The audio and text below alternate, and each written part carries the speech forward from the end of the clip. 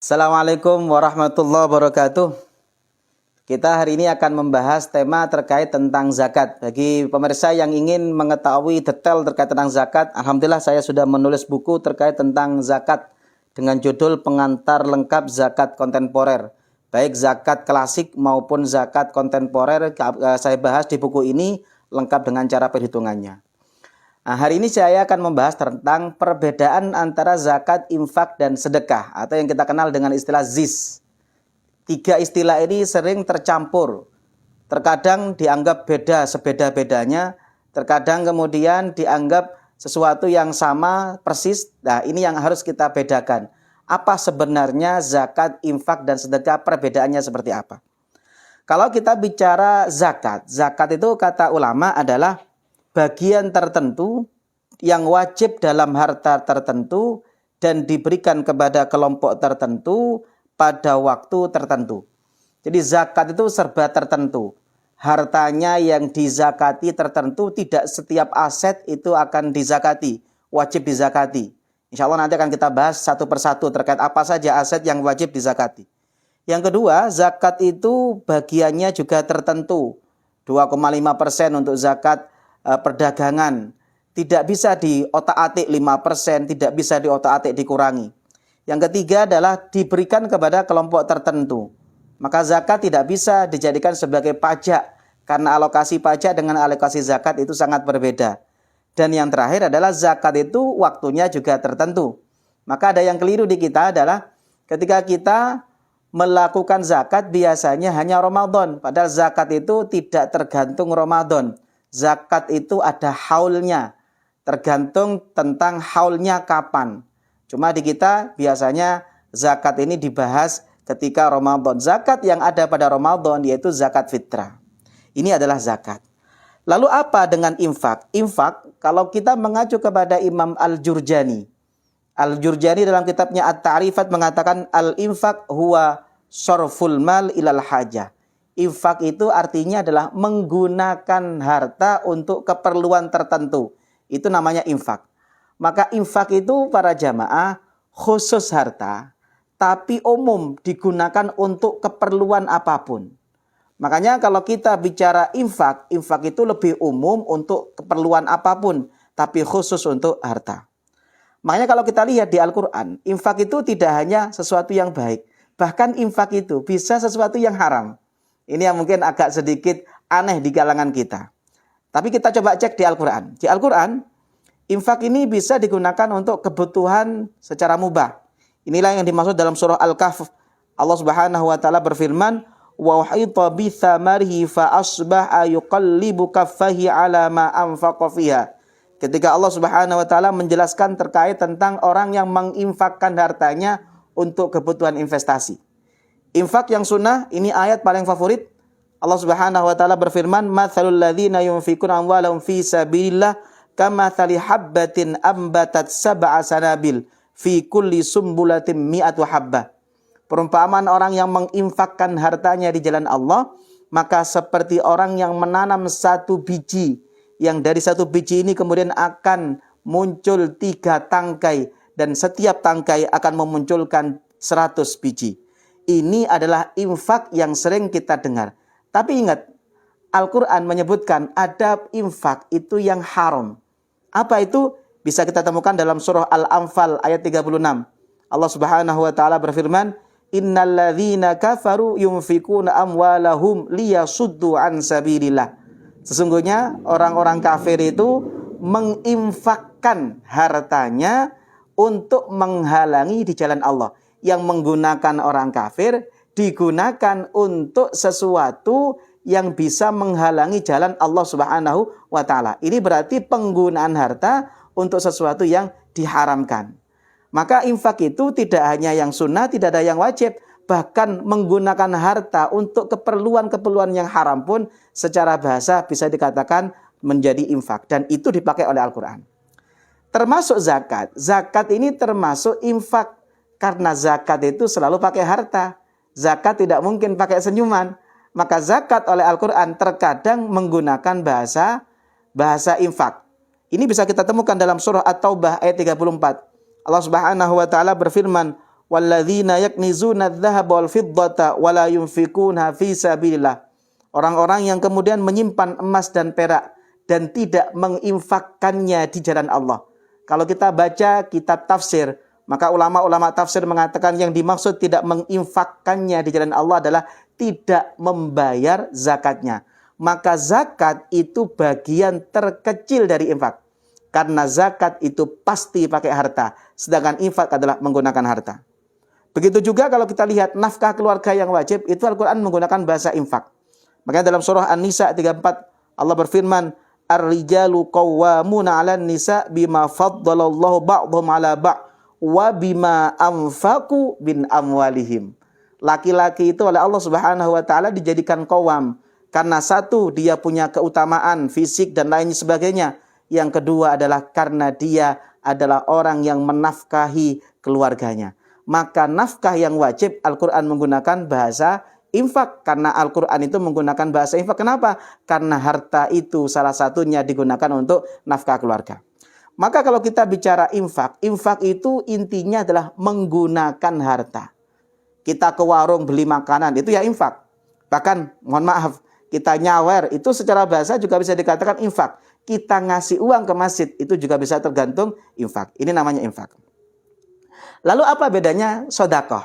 Nah, sodakoh itu kalau kita merujuk kepada Imam Al-Munawi. Al-Munawi mengatakan sodakoh itu berasal dari 3 kata. Sod, dal, kof. Satu kata dengan as-sidq. Satu kata dengan sidq. Apa artinya sidq? Kejujuran. Maka sodakoh itu kata Imam Al-Munawi adalah al-fi'lah allati yabdu biha sidqul iman.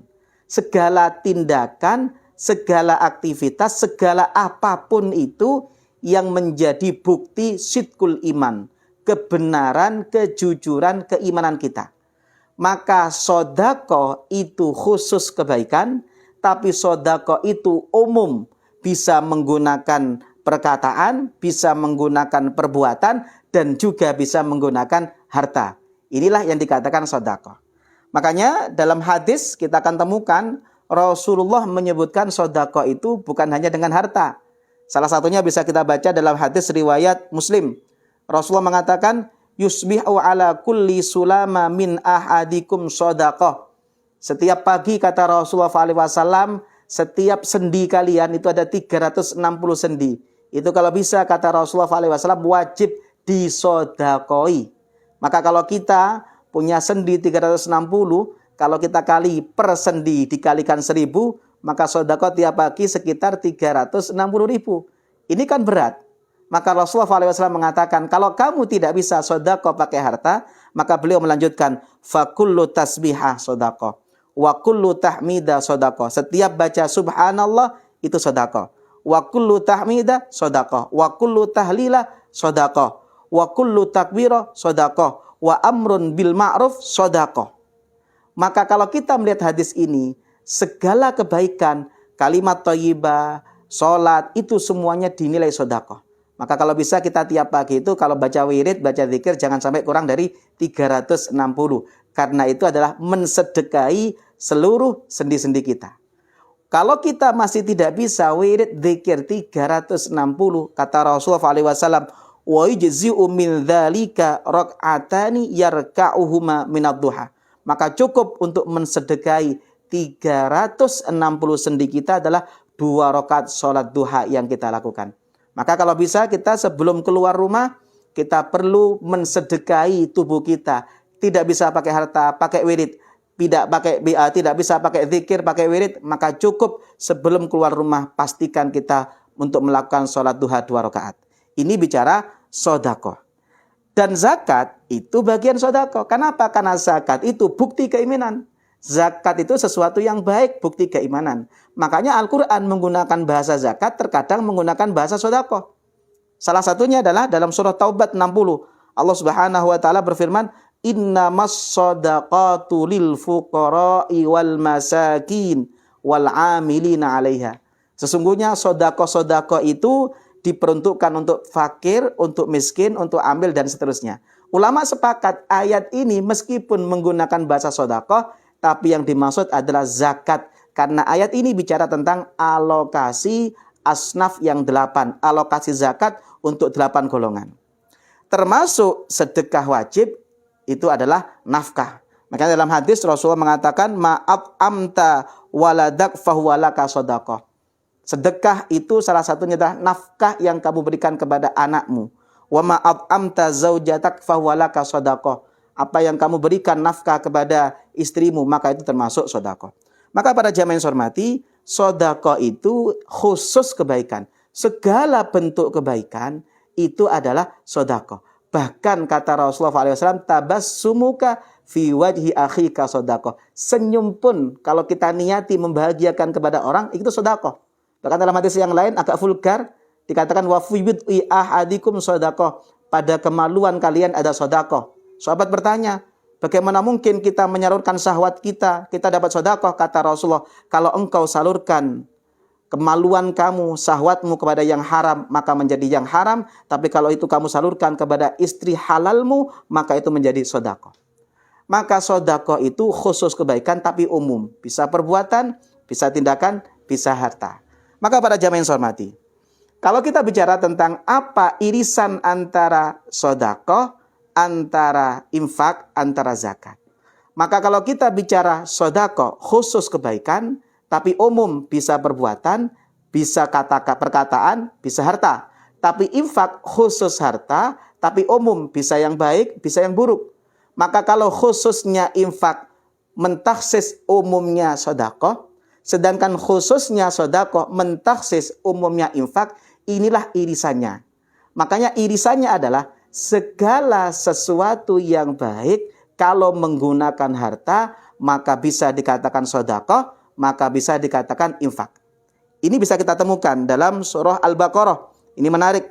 Dalam surah Al-Baqarah 262, 263 Allah Subhanahu wa taala berfirman, "Alladzina yunfikuna amwalahum fi sabilillah, tsumma la yutbi'una ma anfaqu mannaw wala adza."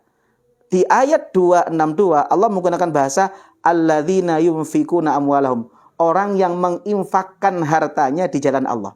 Tapi di ayat selanjutnya Allah mengganti dengan menggunakan redaksi qaulum ma'rufu wa maufiratun khairun min shadaqatin yatba'uha adza. Perkataan yang baik dan kemudian permintaan maaf yang baik itu lebih baik dibandingkan sedekah yang diiringi dengan penyakit, mengungkit-ungkit dan kemudian menyakitkan hati. Di ayat awal Allah menggunakan bahasa infak, yunfikun. Di ayat kedua diganti dengan sedekah. Karena segala sesuatu yang baik, kalau menggunakan harta, maka bisa dikatakan sedekah, bisa dikatakan infak.